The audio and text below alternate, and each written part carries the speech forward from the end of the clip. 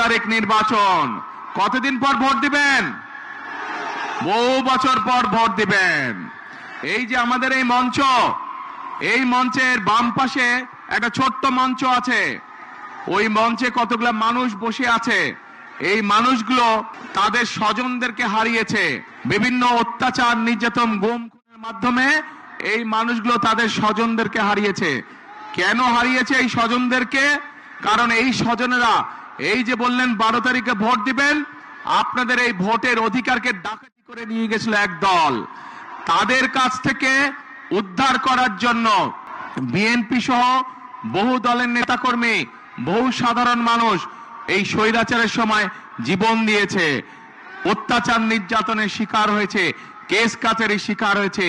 এই নীলফামারী এই এলাকা হচ্ছে সাক্ষী কিভাবে কতগুলো নিরীহ মানুষকে, যারা জনগণের জন্য, জনগণের ভোটের অধিকারের জন্য কথা বলেছিল, সেই মানুষগুলোকে রাতের অন্ধকারে মেরে ফেলা হয়েছে। এই এলাকার মানুষ সাক্ষী তার। প্রিয় ভাই বোনেরা, 12 তারিখ নির্বাচন।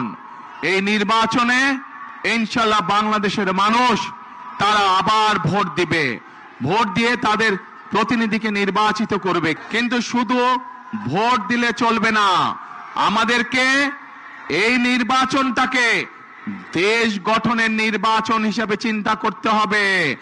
দেশকে আমাদের গড়ে তুলতে হবে। কেন? কারণ এই দেশ যদি আমরা গড়ে তুলতে না পারি, তাহলে আমরা কোথায় যাব? আমাদের যাবার জায়গা আছে কোনো? আমাদের প্রথম ঠিকানা বাংলাদেশ, শেষ ঠিকানা বাংলাদেশ। এখন প্রিয় ভাই বোনেরা, এই এলাকার মানুষের কর্মসংস্থান দরকার। এই এলাকায় যে ইপিজেড আছে, আমরা এই ইপিজেডটাকে আরো বড় করতে চাই, আরো কলকারখানা এখানে তৈরি করতে চাই, যাতে এই এলাকার মানুষের কর্মসংস্থানের ব্যবস্থা হয়। প্রিয় ভাই বোনেরা, শুধু তাই নয়, আমাদের ছেলে মেয়েদেরকে তাদেরকে আমরা ট্রেনিং দিতে চাই, এবং সেই জন্য এই এলাকায় আমরা বিভিন্ন প্রশিক্ষণ কেন্দ্র তৈরি করতে চাই, যেখানে এই এলাকার ছেলেমেয়েরা, নীলফামারী বলেন, সৈয়দপুর বলেন, কিশোরগঞ্জ বলেন, এলাকার ছেলেমেয়েরা বিভিন্ন বিষয়ে ট্রেনিং গ্রহণ করবে এবং দক্ষ শ্রমিকে তারা পরিণত হবে, যাতে করে হয় তারা নিজেদের ব্যবসা বাণিজ্য তৈরি করতে পারে, অথবা বিদেশে চাকরি বাকরির ব্যবস্থা করতে পারে, চাকরি বাকরি যাতে সহজ হয়।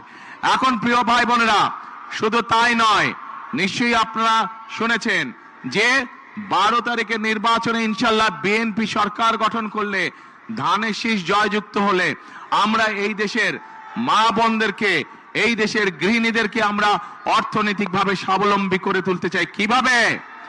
আমরা প্রত্যেকটি নারীর কাছে, যেই ধর্মেরই হোক না, সকল ধর্মের, সে যদি বাংলাদেশের একজন মা হয়ে থাকে, সে যদি বাংলাদেশের একজন গৃহিণী হয়ে থাকে, আমরা তার কাছে ফ্যামিলি কার্ড পৌঁছে দিতে চাই। যেই ফ্যামিলি কার্ডের মাধ্যমে প্রত্যেকটি খেটে খাওয়া প্রত্যেকটি পরিবারের মা প্রতি মাসে সরকারের পক্ষ থেকে একটি সহযোগিতা পাবে। প্রিয় ভাই বোনেরা, আমরা কৃষকদের জন্য পরিকল্পনা গ্রহণ করেছি। এই এলাকাটা হচ্ছে কৃষি প্রধান একটি এলাকা। এলাকার বহু মানুষ কৃষির সাথে জড়িত, সেই জন্য বহু কৃষক ভাই আছে।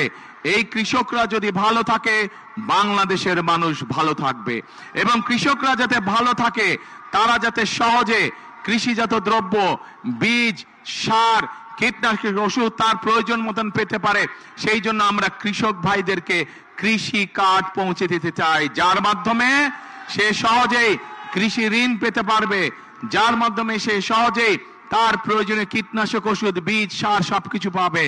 শুধু তাই নয় প্রিয় ভাই বোনেরা, আমরা সিদ্ধান্ত গ্রহণ করেছি 12 তারিখে আপনাদের ভোটে ইনশাল্লাহ আল্লাহর রহমতে বিএনপি সরকার গঠন করলে আমরা সারা বাংলাদেশে, নীলফামারীতে অবশ্যই সারা বাংলাদেশে কৃষকদের 10,000 টাকা পর্যন্ত কৃষি লোন সুদ সহ আমরা মওকুফ করব ইনশাল্লাহ।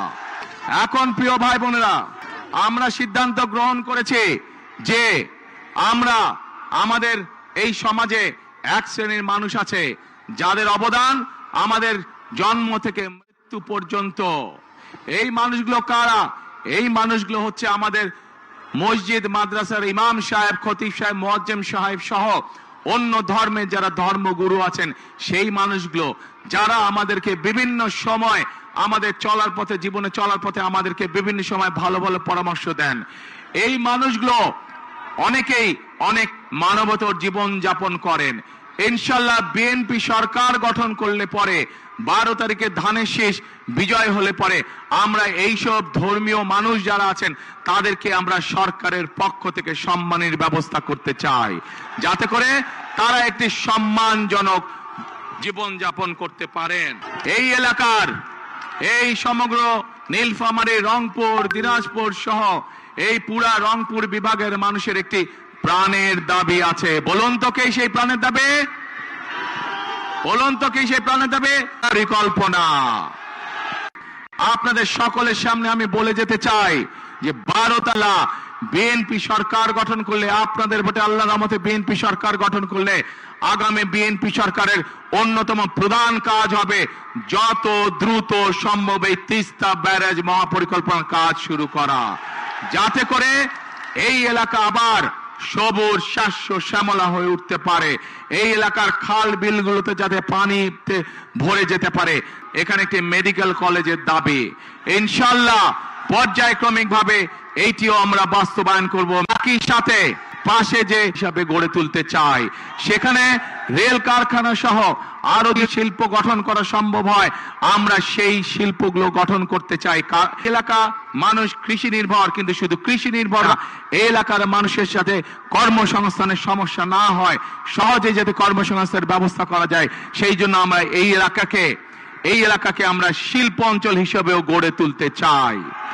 আগামী দিনে যাতে কেউ বলতে না পারে এই নীলফামারী অঞ্চল বলেন, কিশোরগঞ্জ জেলা বলেন, অথবা সৈয়দপুর বলেন, দিনাজপুর বলেন, অবহেলিত এলাকা, এই দুর্নাম আমরা ঘুচাতে চাই। এই এলাকায় স্কুল, কলেজ, রাস্তাঘাট আমরা তৈরি করতে চাই, যাতে মানুষের চলাফেরার জন্য সুবিধা হয়। মেডিকেল কলেজ তৈরি করতে চাই। আমরা সৈয়দপুর যে এয়ারপোর্ট আছে, এই এয়ারপোর্টটাকেও আমরা ধীরে ধীরে আন্তর্জাতিক এয়ারপোর্টে রূপান্তরিত করতে চাই, যাতে করে এই যে এখানে যে চাইনিজদের যে হাসপাতাল তৈরি হচ্ছে, এই হাসপাতালে দেশের থেকে, বিভিন্ন জায়গা থেকে, বিদেশ থেকে রোগী আসবে, যাতে মানুষ সহজে ব্যবসা বাণিজ্য, চিকিৎসার জন্য এখানে আসতে পারে। সেই জন্য সৈয়দপুর এয়ারপোর্টকে ইনশাআল্লাহ আমরা ধীরে ধীরে আন্তর্জাতিক এয়ারপোর্টে রূপান্তরিত করতে চাই। এখন প্রিয় ভাই বোনেরা, আমরা খেয়াল করছি যে এই এলাকার মানুষ যাতে সহজে ভোট দিতে না পারে, একটি দলকে আমরা খেয়াল করছি আমাদের সমাজের বিভিন্ন মানুষকে গিয়ে তারা ভয় দেখাচ্ছে। পেয়েছেন এই খবর আপনারা? বিভ্রান্ত করার চেষ্টা করছে, তারা ভয় দেখানোর চেষ্টা করছে। আজকে আমি দ্ব্যর্থহীন কণ্ঠে পরিষ্কার ভাবে বলে দিতে চাই, বাংলাদেশের কোন ভোটারকে যারা ভয় দেখাবে, যারা তাদেরকে বিভ্রান্ত করার চেষ্টা করবে, ইনশাআল্লাহ কারো সাথে যদি অন্যায় হয়ে থাকে আমরা সেই ব্যবস্থা গ্রহণ করব, অন্যায়কারীর বিরুদ্ধে আইনগত ব্যবস্থা গ্রহণ করব। কাজেই প্রিয় ভাই বোনেরা, 71 সালে যখন আমরা দেশ স্বাধীন করেছিলাম যুদ্ধ করে, তখন আমরা দেখিনি কে মুসলমান, কে হিন্দু, কে বৌদ্ধ, কে খ্রিস্টান। আমরা কোন ধর্ম দেখিনি, আমরা দেশ স্বাধীন করার জন্য যুদ্ধে ঝাঁপিয়ে পড়েছিলাম। ঠিক একইভাবে 2024 সালের ছাত্র জনতার গণ অভ্যুত্থানের সময় আমরা দেখিনি কে মুসলমান, কে হিন্দু, কে বৌদ্ধ, কে খ্রিস্টান। আমরা দল, মত, ধর্ম, বর্ণ নির্বিশেষে আমরা রাজপথে গিয়ে দেশের স্বাধীনতাকে আমরা রক্ষা করেছিলাম 2024 সালে। একইভাবে আজকে এখানে দাঁড়িয়ে আপনাদের লাখো মানুষের সামনে দাঁড়িয়ে পরিষ্কার ভাবে বলতে চাই, আগামী দিনের রাজনীতি হবে দেশ পুনর্গঠনের রাজনীতি। আগামী দিনের রাজনীতি হবে রাষ্ট্র গঠনের রাজনীতি। আমরা মুসলমান হই, আমরা হিন্দু হই, আমরা বৌদ্ধ হই, আমরা খ্রিস্টান হই, আমরা সকলকে সাথে নিয়ে আমাদের দেশ গঠন করতে চাই। আমরা সকলকে সাথে নিয়ে সামনে এগিয়ে যেতে চাই। আগামী দিনে একটি মানুষকে আমরা বিবেচনা করব তার মেধা এবং তার যোগ্যতা দিয়ে, তার বর্ণ দিয়ে নয়, তার ধর্ম দিয়ে নয়, বা অন্য কিছু দিয়ে নয়। আমরা তাকে বিচার করতে চাই তার মেধা এবং যোগ্যতা দিয়ে। কারণ প্রিয় ভাই বোনেরা, বহু বছর ধরে আমরা আন্দোলন করেছি জনগণের অধিকার প্রতিষ্ঠিত করার জন্য। আজ সেই অধিকার ধীরে ধীরে প্রতিষ্ঠিত হতে চলেছে। এখন আমাদের মূল কাজ হলো দেশকে আমাদের পুনর্গঠন করতে হবে। আমাদের লক্ষ কোটি তরুণ যারা আছে তাদের কর্মসংস্থানের ব্যবস্থা করতে হবে। আমাদের কোটি কোটি শিশু যারা আছে তাদের শিক্ষার ব্যবস্থা করতে হবে। বাংলাদেশের সাধারণ খেটে খাওয়া মানুষ, তাদের জন্য ন্যূনতম চিকিৎসার ব্যবস্থা করতে হবে।